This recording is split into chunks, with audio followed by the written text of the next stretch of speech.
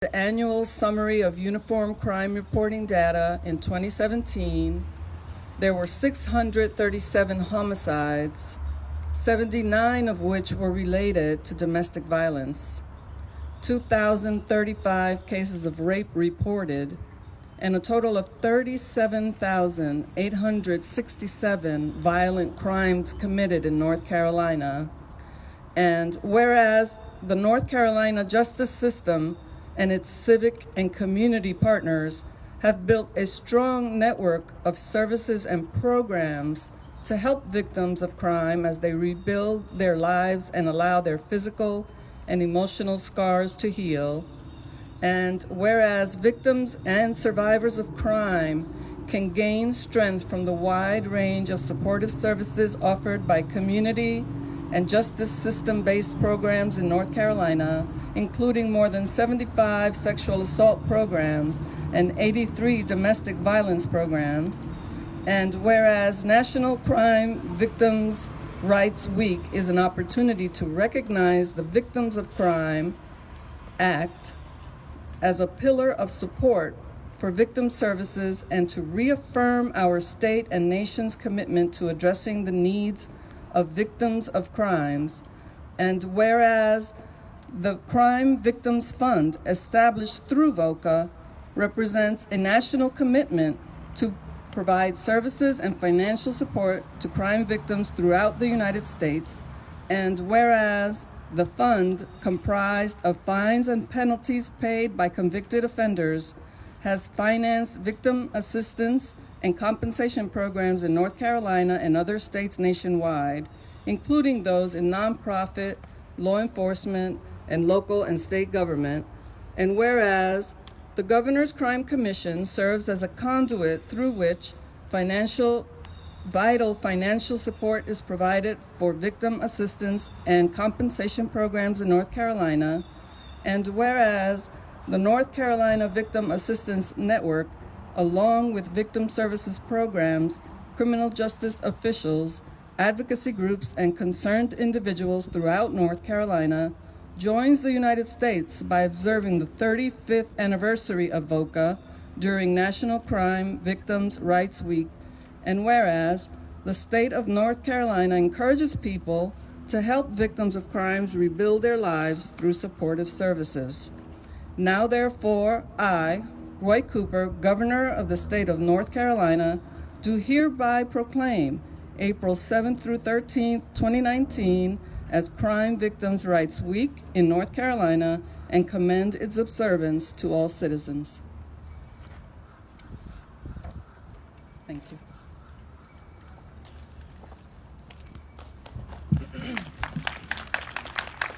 You know, I'm always encouraged when I think about all the systems that work collaboratively with NCVAN throughout the year to help victims of violent crime, especially surviving loved ones of homicide victims. And I wanted to especially say thank you to the Conference of DAs, Peg Dora, Kimberly Overton, and Megan Lively, who work very closely with us throughout the year on training and other initiatives. I also wanted to say thank you to the AG's office, David Elliott and his staff, who also do a lot of training around victim issues with us, and also the U.S. Attorney's Office, Eastern District, who collaborate with us throughout the year. I wanted to invite Aaron Blondell, who is an Assistant U.S. Attorney for the Eastern District, to come up and say a few words.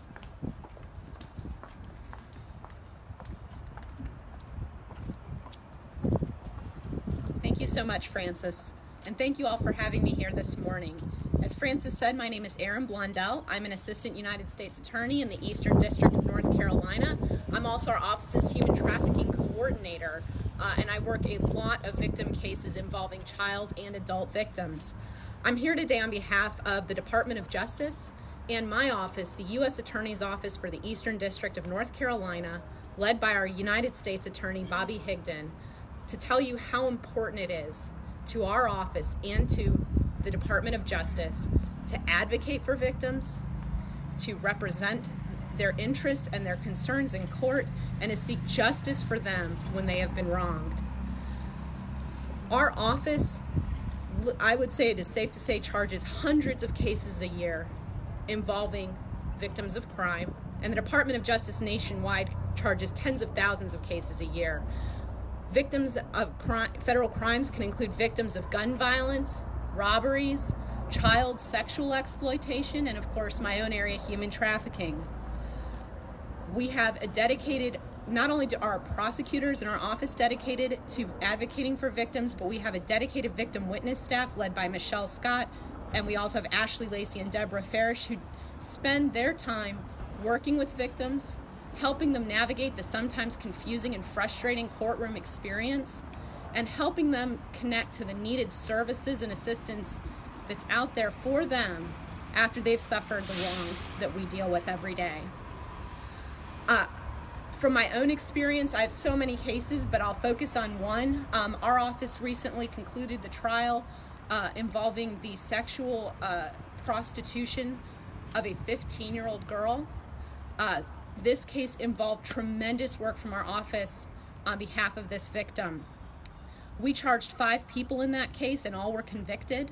The defendant who went to trial and was the ringleader received 40 years in prison as a result of our efforts.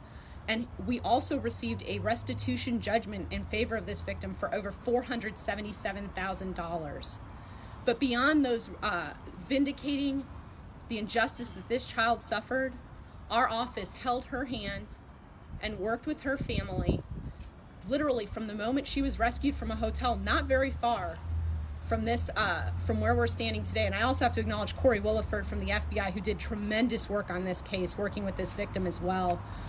We spent years working with this victim and her family, meeting with them, referring them to services, walking them through the complex and scary and frustrating process of trial, and ultimately seeing that justice was done in the case. It was an honor to work with that victim and an honor to represent the United States in that case.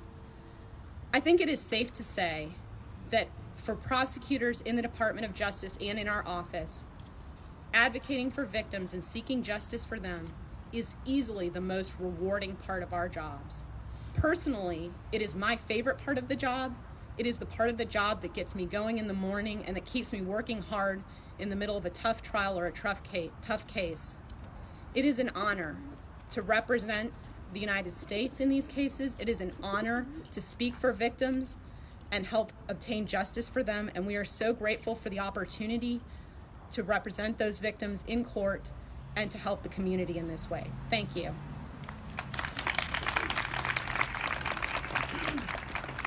Thank you, Erin.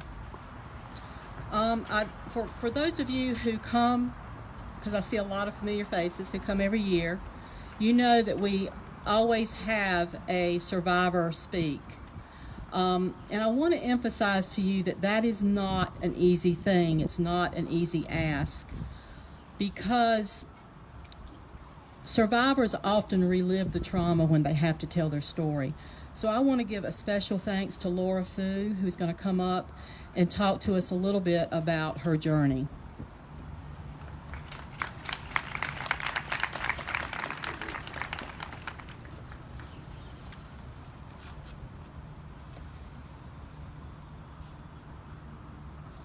Good morning. Good morning. My name is Laura Fu. I'm a digital librarian.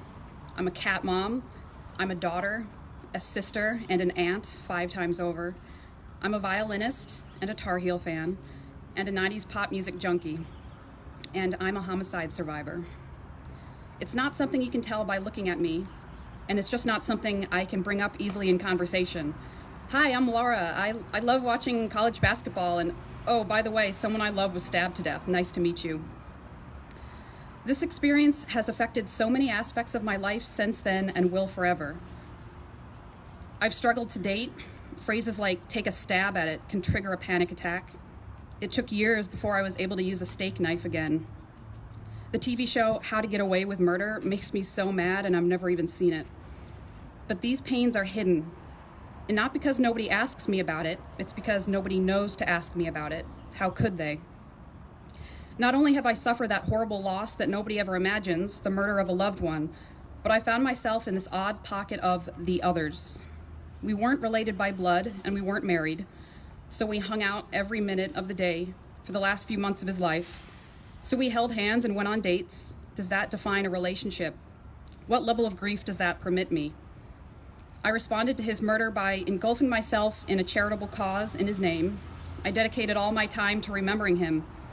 Along the way, I met others who felt the same, those survivors who sometimes felt lost or forgotten. We ask ourselves, why do I still feel so sad? I hardly knew them. Or, am I allowed to think about them all these years later? Shouldn't I be over it by now? We wonder, am I allowed to grieve like this?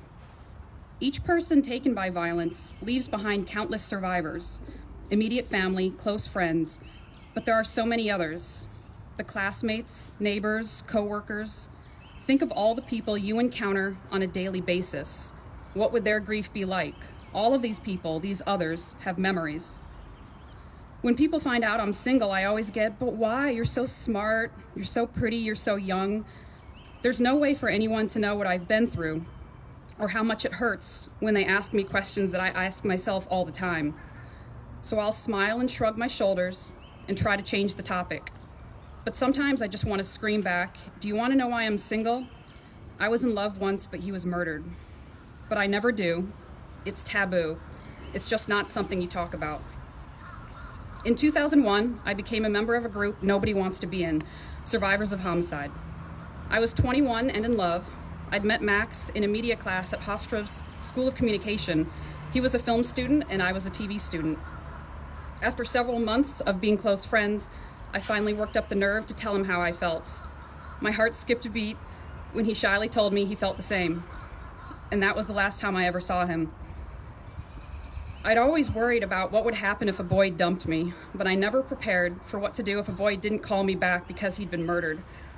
Max was a first for me. That special time in a young person's life when you feel like everything is beautiful and perfect. You feel beautiful and perfect. And your biggest worries are, what should I wear to the semi-formal? What movie should we see? Should I call him back like I told him I would? Or wait until tomorrow so I don't look desperate? On the night of Tuesday, April 24th, 2001, I did just that. Instead of calling Max back, I went to my friend's dorm and did my laundry, of all things. I remember it so clearly. We came up with a story to show how busy I was so that I didn't come off as too clingy. Of course, when I finally called on Wednesday, he didn't answer, and he didn't return my calls. I'd scared off the first guy who'd ever liked me back. I was sure I'd done something wrong. But of course, it was much worse. Max didn't show up for class. I reported him missing, but nothing really happened until his parents came for a planned visit that weekend. When they couldn't reach him, public safety and detectives got involved. When I met his parents, the first thing they said to me was, "So, you're Laura. We've heard so much about you." For 3 weeks, I helped them search. I posted flyers. I visited all his favorite places in New York City. I even gave the police my private journal and had daily interactions with investigators. Then, on the morning of a planned press conference, I got weird stares from people in the student center. When I saw a friend of mine, she just looked at me and said, "I'm sorry." "What are you talking about?" I asked. She uncomfortably whispered, "Oh my God, you didn't hear," almost in disbelief for what she had unknowingly just informed me. I immediately called public safety and asked what was going on. The woman who answered said she couldn't share any details, so I gave her my name and demanded information. I could hear her talk to someone for a moment before delivering the words, "We found a body." Everything went dark. I dropped the receiver and fell to the floor. I remember my friend coming over and helping me into a chair. I remember clutching my fists so tight that they left little crescent-shaped indentations in both of my palms from my fingernails. The rest of the day was a crash course in how to deal with the media. My private life became public knowledge. Reporters called me at my dorm and at work. I remember being surrounded by news cameras on campus. A photo I shared with one journalist quickly circulated through all the other news outlets. Even part of the eulogy I gave at a private funeral was later quoted in one news report. It was finals week, and my dad had to change his route to instead pick me up in Boston after the funeral and drive me home to Michigan. And no one else back home knew what I had just gone through. How would they? Within a few weeks, the news had moved on to other stories. and nobody but my family and friends knew about it. By July, I was back at Hofstra to start an internship. Being back on campus was painful, but what else was I supposed to do? There was no book, The Dummy's Guide to Surviving Your Boyfriend's Murder. There were no rules on what to say or do, no guidelines for how to keep living. I just fell back into my day-to-day. But when I wasn't working or interning, I was interviewing with homicide detectives, giving information and official statements for their case against his killer. Or I was attending my weekly therapy sessions at the Community Services Center on campus, a paid-for service the university gave me for the entirety of my senior year. I thought about Max all the time. I cried and I screamed. I lost weight, got down to 90 pounds. And though I talked to my family and close friends a lot, it was just a topic nobody wanted to bring up. So I did a lot of journaling. I didn't know how to grieve, and sometimes I didn't know if I was supposed to grieve. I was just the girlfriend. Or was that even true? Was it all in my head? I was a senior in the School of Communications TV program, and our final project was to produce or direct a production of our choosing. So I pitched a telethon, the Friends of Max Kolb telethon. I had this wild idea with live music, a row of people answering phones and taking credit card information. The school had never done a show like this. It was very complicated and had a lot of moving parts, but somehow we made it happen. A student crew with student talent, and all of the proceeds went to other aspiring film students through the Max Kolb Endowed Scholarship. In an era before Facebook, Twitter, and YouTube, we raised over $7,000 during those 90 minutes. And I had found my outlet. It may have started as my senior project, but the telethon became an annual thing, the capstone senior production. Not knowing where else I could channel my grief, I put my energy there and helped the crew every year. It was like a safe space for me. The telethon ended in 2017 when my professor, the telethon's advisor since day one, retired. The Friends of Max Kolb telethon ended after 16 years, raising over $80,000 for Max's scholarship. The next year, without a telethon to support, I felt lost again. I had this grief and energy, but no place to put it. I'd kept my grief contained to my family and close friends and the telethon crew. As time had moved on, I'd taken different jobs and moved to different states, and it became harder to bring up the topic. I just stopped talking about it because nobody asked. When I had tried dating a few years later, he of course Googled me and found out all about it. It was the most awkward conversation and what ultimately made him break up with me. Apparently, I thought about a dead man too much, and I guess he felt threatened. Whatever the case, I haven't tried dating again. The idea of falling in love is too stressful. Even sharing my story with new friends or coworkers is awkward. There are people I've known for years who don't know this part of me, until recently, because I decided I'd try and share my story with others. In 2018, I proposed a session for the Parents of Murdered Children Conference. It's a national group of mostly parents, but they welcome anyone who seeks support. Still, when I attended my first conference, I felt out of place. I didn't understand what it was like to lose a child to murder. Where would I fit in, and what would others think of my little sob story? On the first night, attendees tell the story of their loved ones, sons and daughters, spouses, siblings, all taken by murder. I quietly shared, my boyfriend was murdered. Well, I think he was my boyfriend. I mean, he really liked me. We liked each other. And I'll never forget, one woman, a mother whose only daughter had been murdered, looked at me and said, I never thought of that. I never thought of all the other people my daughter knew whom I didn't. All the people she touched who lost her too. This woman thanked me and hugged me. She said I made her smile because she realized there are still stories to hear about her daughter.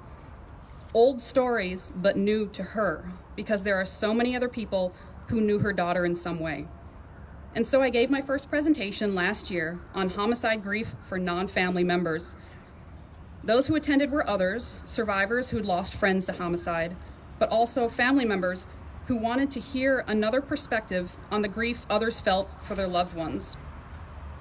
And there were also professionals who wanted to understand the wider effects of murder on a community so they could be better prepared to support survivors, all survivors. Shortly after the conference, I learned about NCVAN. I learned about their services, helping victims through the court process, providing legal or grief resources, or even just offering to meet for coffee to talk about things. What I would have done to have that in 2001. So of course I asked how I could help. And that's what brings me here today. So to the resources and services out there like NCVAN and POMC, and the local units like the Chapel Hill Police Crisis Unit that I've recently learned about, I thank you. There's more work to be done to identify and reach out to all the victims of homicide and crimes, but I appreciate your efforts and what you offer the community. To other victims of crime, your grief is unique, but you're not alone. Whatever the crime, whatever your relationship to it, you have a right to grieve. And the next time you see me walking down the street, stop and say hello. I love to talk Tar Heel basketball, 90s boy bands, and silly cat videos. But I also love to talk about a sweet young man named Max who happened to sit next to me in class one day. My name is Laura Fu, and I'm a homicide survivor. Thank you, Laura.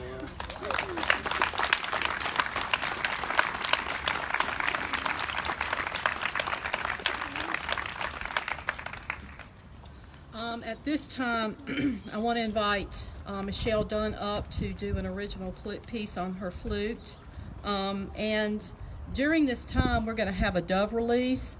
So I'd like to invite Laura and any other survivor that's here that would like to come up and share in the releasing of the doves. Is there anyone else here that would like to do that? Don't worry, Laura, we're not going to leave you alone. We'll help you with that. Okay.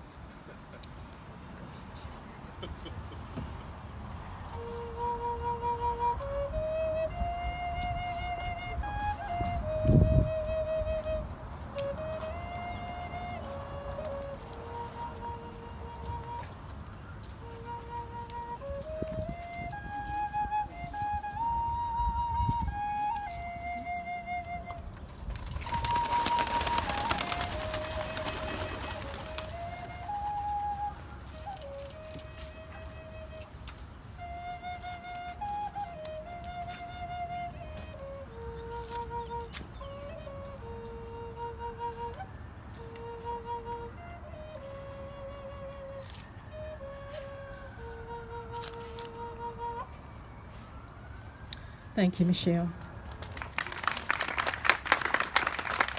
I want to assure everyone here that the doves do fly home. They live in Pittsburgh. If you're an animal lover like I am, you always wonder about those things. So I wanted to make sure you know that we didn't order these, and they do have a home in Pittsburgh, and they do fly home. And we actually call, make sure they get home. I want to thank everybody for coming today. If you remember nothing else when you leave, there's one thing that I want you to remember. There's 500 to 700 homicides in North Carolina annually, and for each homicide, there's an average of 10 surviving loved ones. And their lives are changed forever. And they're not secondary victims. They are primary victims. I also want you to remember that survivors of homicide are significantly underserved in North Carolina. And we need your continued support to change that. Thank you so much for coming.